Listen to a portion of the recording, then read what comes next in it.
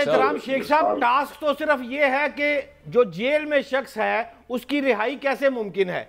तो अगर ये कर लेते हैं तो मैं तो आपसे यही पूछना चाह रहा हूं, फिर आप इसको किस नजर से देखते हैं? इज इट पॉसिबल कि खान फिर अंदर ही रहेगा? फिलहाल ये पूछना चाहता हूं।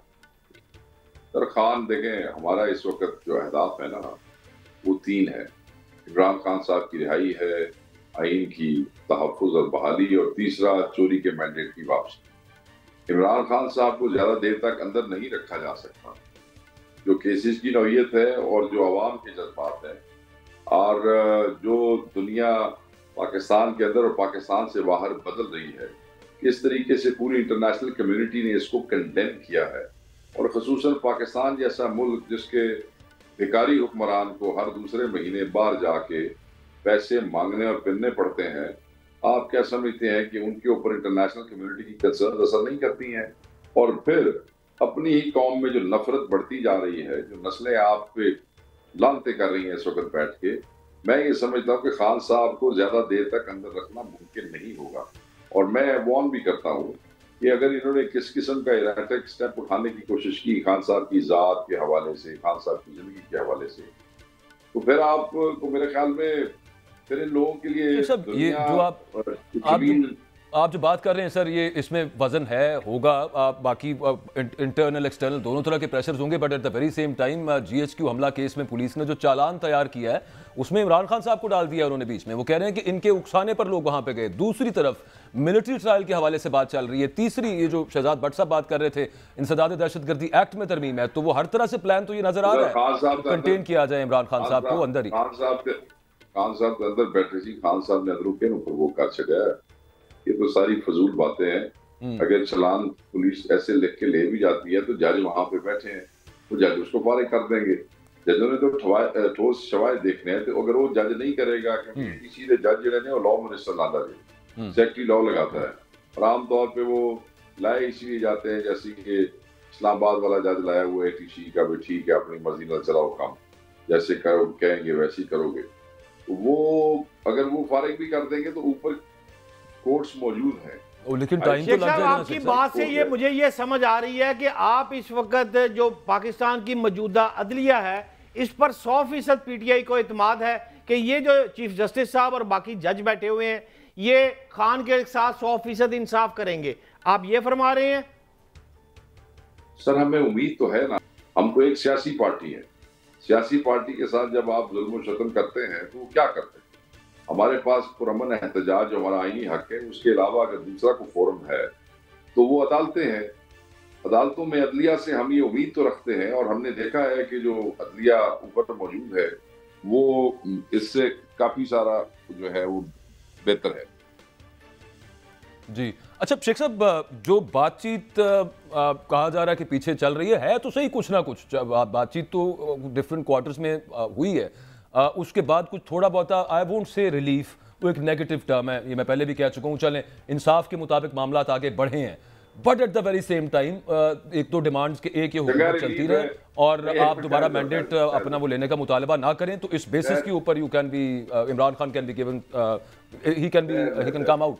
सर वही रिलीफ कैसे रिलीफ है हुणे ਤੁਸੀਂ ਮੈਨੂੰ ਆਪ ਦੱਸ ਰਹੇ ਹੋ कि उस केस ਦੇ ਵਿੱਚ ਚਲਾਨ इमरान खान साहब का नाम पा ਦਿੱਤਾ है। मैं क्या देता ना सर, वो गलती ना मुंह निकल गया बर्ड रिलीफ, मैं उसको मैंने क्लियर कर दिया कि इंसाफ अगर नहीं एंगेजमेंट देखे ना, एंगेजमेंट कहा कि खान साहब ने तमाम एंगेजमेंट्स को डिसएंगेज करने का हुक्म दे दिया था 2-3 महीने पहले। देयर इज नो एंगेजमेंट सो फार, और दूसरे क्वार्टर्स की तरफ से भी मेरे ख्याल में ऐसी चीजें सामने आई हैं जिसमें वो कहते हैं कि कोई एंगेजमेंट नहीं है, तो हमें मान लेना चाहिए कि कोई एंगेजमेंट नहीं है। जस्ट बिकॉज जजेस ने हमें जो है वो हमारी जमानतें करनी शुरू कर दी हैं, इसका ये मतलब है कि जिन्हें केसेस में पल्ले ही कुछ नहीं, और जब हर केस में जमानत हो गई है तो खवातीन को कितने अरसे तक अंदर रखा जा सकता।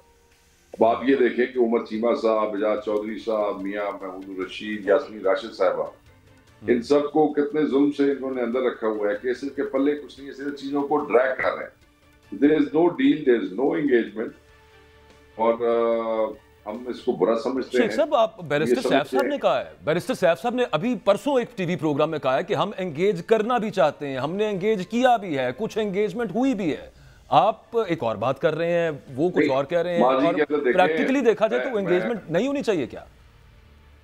सर मेरी बात सुनिए, सर वो जो संगाली वाला जलसा रुका था, एंगेजमेंट हुई थी जी, तो वो रुका था और डिले हुआ था जी, तो एंगेजमेंट माजी में रही होगी ऑन सर्टेन इश्यूज, मगर उसके बाद जो इन्होंने संगाली जलसे के अंदर जो कमिटमेंट की, हमने उस पर डिले की कि इस मुल्क में इंतशार ना फैले, मगर उन्होंने फिर कंटेनर्स लगाए, फिर अनप्रोवोक्ड स्पेलिंग की, फिर सीएम का रास्ता रोका, फिर हमारे बंदे गिरफ्तार किए, फिर पंजाब में गिरफ्तारियां हुई, तो उसके बाद खान साहब ने वादा कह दिया, तो फिर उसके बाद जो भी छोटी मोटी एंगेजमेंट अगर कोई चल भी रही थी किसी वजह से, वो खत्म हो गई। नहीं, इस्लामाबाद जब आप आए हैं उसके बाद गंडापुर साहब की एंगेजमेंट फिर हुई है, वो खुद माने भी हैं इस बात को। किसने कहा कि गंडापुर की एंगेजमेंट रही है उसके बाद? सर मैं अर्ज कर रहा हूं कि गंडापुर साहब एंगेज हुए हैं और आपकी पार्टी बैरिस्टर साहब ने इस बात का बात की, आपकी पार्टी में से चंद लोगों ने इस बात को नहीं बिल्कुल बैरिस्टर साहब ने ये नहीं कहा, let's not twist his words, उसने बिल्कुल ये नहीं कहा कि गंडापुर ने एंगेज किया है इस्लामाबाद डी चौक आने के बाद, सॉरी नो। सर मैं अर्ज कर दूं, रीडिंग बिटवीन द लाइंस ही होता है ना, वो डायरेक्टली तो कोई नहीं ये कहेगा, एक तरफ तो ये कह चुके हैं कि हम एंगेज करेंगे। Let's talk about the facts and information, and as far as I am concerned I have no information and knowledge of this, and so is barrister साहब। सही। शेख साहब मेरा आपसे लास्ट क्वेश्चन है, जो बाजवा साहब और आप गुफ्तगू कर रहे हैं, मैं तो सिर्फ आपसे इतना पूछना चाहता हूं कि जो आपने फरमाया है कि पीटीआई एक दहशतगर्द जमात नहीं, और मेरा ज़ाती ख्याल भी ये है कि ये ऐसी जमात नहीं है, तो फिर ये जो केपी के वज़ीर आला है वो कहते हैं सर पर कफन बांध कर हम आ रहे हैं, अब हमारी लाश जाएगी, इस बात को किस नज़र से देखते हैं केवल आप? ये सारी दुनिया में जो लोग अपने राइट्स के लिए लड़ते हैं और शहीद हो जाते हैं, सारी दुनिया में जो लोग इनकलाब के लिए जाते हैं, तो क्या आप उन सारे राइट्स के लिए लड़ने वाले एक्टिविस्ट और पॉलिटिकल वर्कर्स को और जो इनकलाबी होते हैं उन्हें आप दहशतगर्द कहेंगे? जब हम आते हैं केपीके से और 35 घंटे तक आप हमें गैस की हम पे शेलिंग करते हैं, चीफ मिनिस्टर के पूरे जिस्म पे रबर बुलेट्स के जख्म इस वक्त तक मौजूद है, पूरे जिस्म पे, उनकी टांगे जो है उन पे जगह जगह पे रबर बुलेट्स के निशान है, जख्म है, सिर्फ निशान नहीं है। और आप सोचेंगे वर्कर्स जो थे उनके साथ उनका क्या हश्र हुआ, किस तरीके से वो पैलेट्स जो है वो उनको लगते रहे, और किसी की भी जान जा सकती, किसी की भी जान जा सकती। तो उस सारे एक्सपीरियंस जो एक दफा नहीं, केपीके वालों को 2-3 दफा हुए जब उन्होंने अपने ही मुल्क के दारुल खिलाफे में आने की कोशिश की, तो उसको नजर में रखते हुए अगर वो ये कहते हैं कि अब हम जाएंगे तो भाई पिछों तुसी साडा दुआ शुआ पढ़ लिया जाए, ऐसी कफन बंद के आवांगे, तो हम सिर्फ आपको ये बताने की कोशिश कर रहे हैं कि आप जितनी मर्जी बुलेट्स इस्तेमाल करें, जितनी मर्जी शेलिंग इस्तेमाल करें, हम एक पुरअमन काम के लिए आ रहे हैं, एहतजाज के लिए, हम अपना हक मांगने के लिए आ रहे हैं, हम तो आएंगे।